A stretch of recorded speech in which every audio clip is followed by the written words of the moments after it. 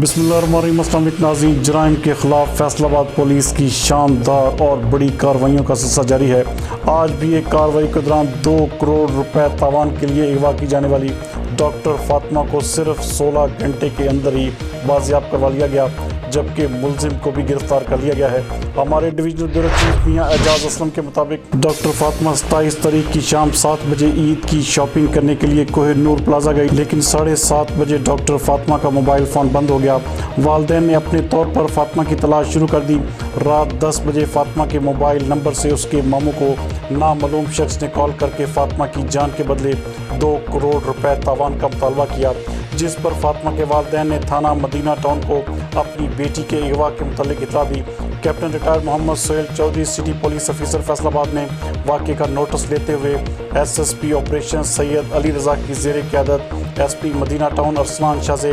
ASP circle peoples colony doctor Abdul Khaliq, SHO Madina town और elite force के जवानों पर मुश्तमिल स्पेशल टीम तश्कील देते हुए मुग़विया को जल्द अज जल्द बाजियाब करवाने का हुक्म दिया, जिस पर SSP ऑपरेशन ने शानदार मनसूबाबंदी और बेहतरीन हिकमत अमली अपनाते हुए अपनी टीम के हमरा तावान की रकम लेने के लिए आने वाले मुलजिम इब्रार कुम्हार को चनियोट के नवाही गांव मित्रा माँ से गिरफ्तार कर लिया और बाद अज़ा मुलजिम के इंकशाफ पर उसकी हवेली मुआशिया के कमरे से मुग़विया को भी बाहिफाजत बाजियाब करवा लिया गया।